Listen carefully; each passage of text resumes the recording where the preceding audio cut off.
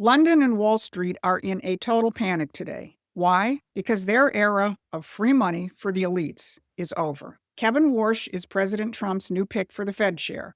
But this is about much more than interest rates. It's the beginning of what President Trump is calling a Republican New Deal. Their proposal was to raise taxes very substantially. And our proposal, which is in the great, big, beautiful New Deal, it's a New Deal in its own way. It's a Republican version of the New Deal. Right behind you is a nice picture of FDR. This is a much better deal than the FDR deal. Now, Kevin Warsh didn't just accept the nomination. He declared war on the globalist economic model. He explicitly said that the Fed must abandon the dogma that paying workers causes inflation. He's calling out the real culprit, money printing and Wall Street bailouts. But this follows Ambassador Jamieson Greer's shockwave speech in Davos last week, where he dusted off Alexander Hamilton to tell the elites, your system is over. I'm Susan Kokinda, and since the mid-1970s, I've tracked the war between the American system and the British Empire. So if you want to understand why the globalists are terrified of a Republican New Deal, you're in the right place. So please hit those like, share, and subscribe buttons. Help us reach more people and stay in touch. So this is what we're going to look at today. Why the Kevin Warsh nomination demonstrates President Trump's commitment to the American people and not Wall Street. How Ambassador Greer's Hamilton speech is an even bigger threat to the elites.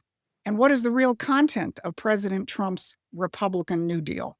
Now, if you look at much of the mainstream media's coverage of Warsh, you get a kind of whistling past the graveyard feeling.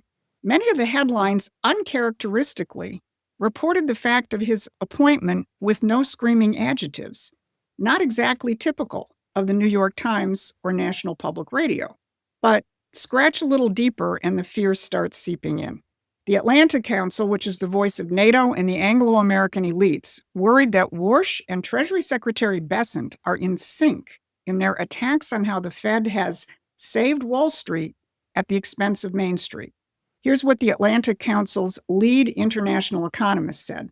Warsh believes the Fed has distorted the healthy functioning of the U.S. economy through its injections of money into the market, helped assets on Wall Street at the expense of Main Street, and taken on the role of implementing fiscal policy. Guess who else thinks exactly the same thing? Treasury Secretary Scott Bessent. But it gets even better.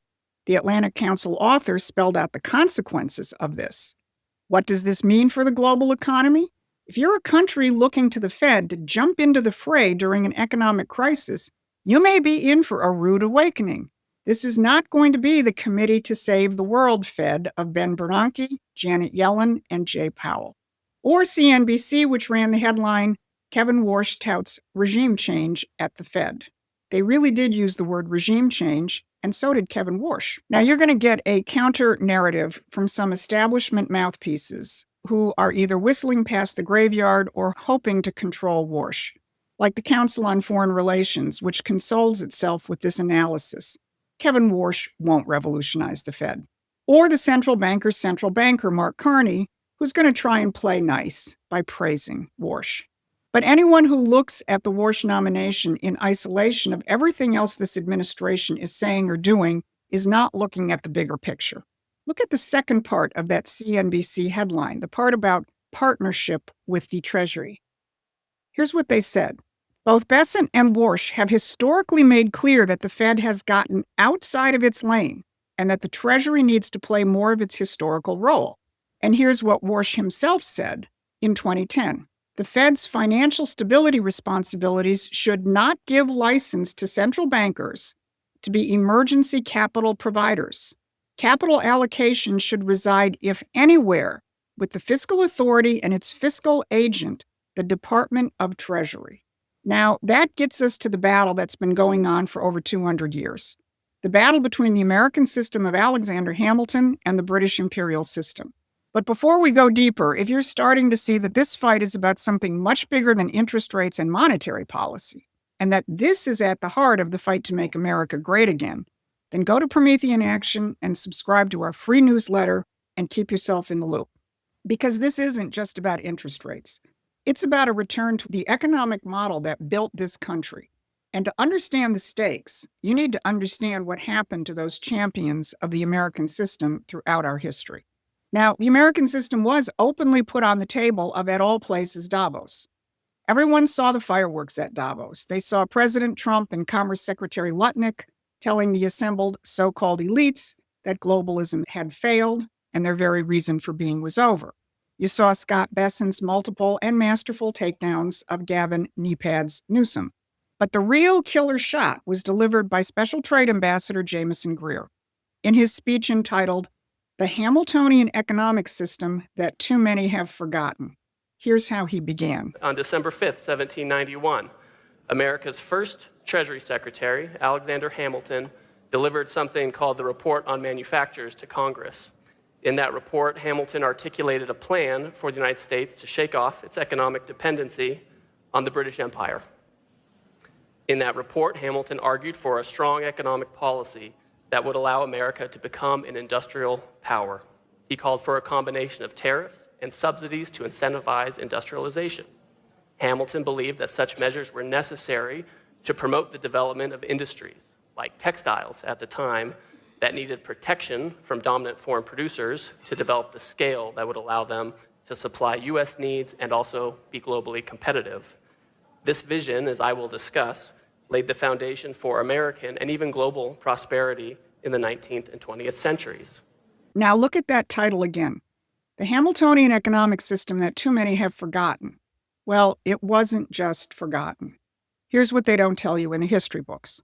Every American leader who seriously pursued Hamiltonian economics got assassinated, starting with Alexander Hamilton, who was shot in 1804 by Aaron Burr.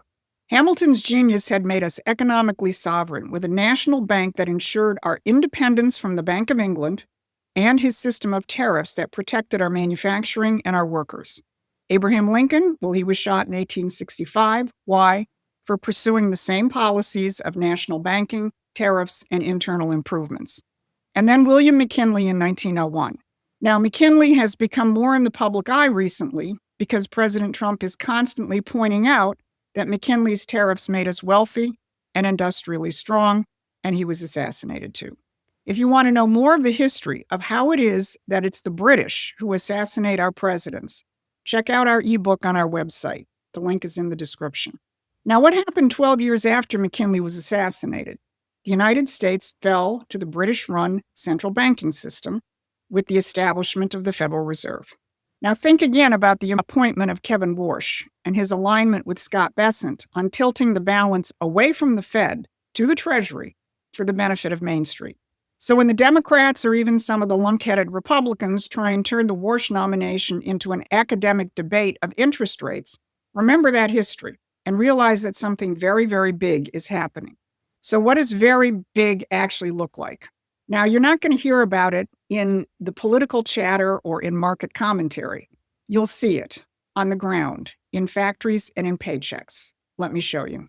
President Trump emphasized the same point that Warsh made about the Fed throttling growth in Thursday's cabinet meeting when he said this. Go back 20 years, 25 years, I'm old enough to remember.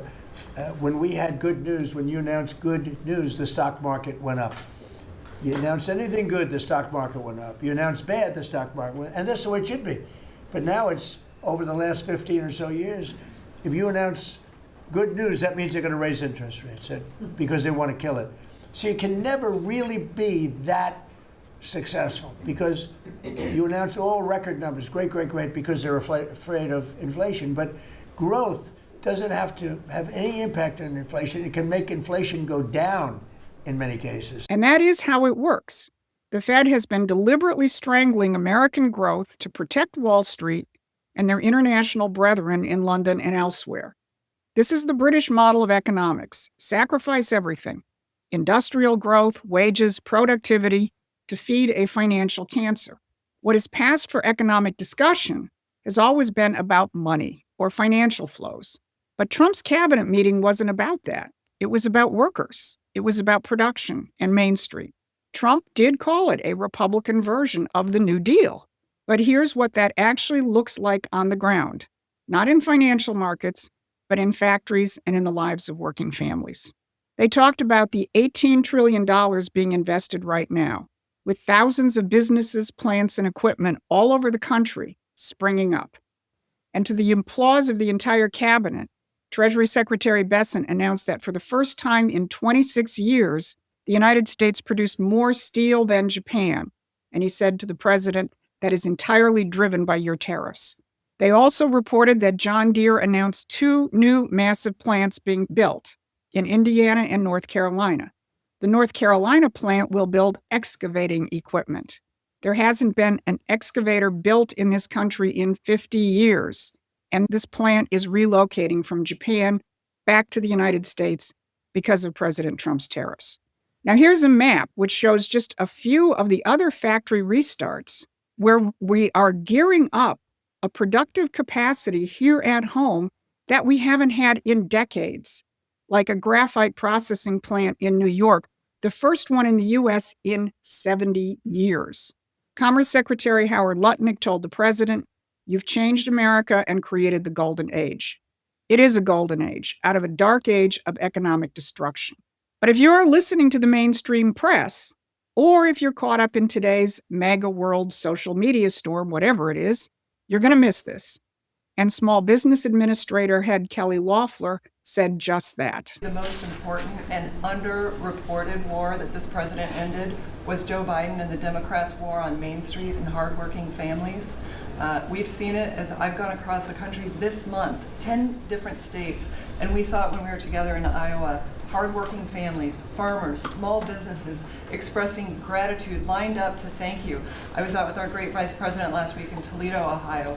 They are thanking this administration for getting Main Street back. The Trump tax cuts, the tariffs, deregulation, it's all rocket fuel for hardworking families and Main Streets.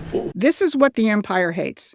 A nation with economic sovereignty, a robust middle and working class with rising wages and hope for the future. And that's what Donald Trump is delivering. And he isn't asking the City of London or the Federal Reserve permission any longer. His $20 trillion in foreign investments is channeling money directly into the economy outside of the Fed. So manufacturing is back, small businesses are reviving, wages are rising, energy is flowing. And now he's put his man in at the Fed so the Fed can't get in the way. That's the Republican New Deal. Not bailouts for banks, but production for workers. The American system is coming back. So to wrap it up, Kevin Warsh isn't just a Fed nominee. He's a declaration of war on the Wall Street bailout machine and a direct challenge to decades of British-style central banking independence. Jamieson Greer's Hamilton speech at Davos is the resurrection of the American system. And Donald Trump's Republican New Deal isn't a slogan, it's here. But like SBA Administrator Loeffler said, you're not hearing this. And if you're not hearing it, you can't organize with it, which is why you need to join us at Promethean Action. We don't just analyze, we give you what you need to organize the forces in this country that will ensure that President Trump succeeds. And paying members and contributors will help us do that. So please join and get active in this fight. The modern British Empire is panicking because the fight is out in the open. Commerce Secretary Lutnick said it at Davos, globalization is over.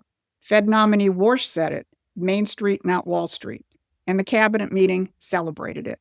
The enemy knows that if Trump succeeds and the American system comes back to life, their century of control is over, just in time for our 250th birthday.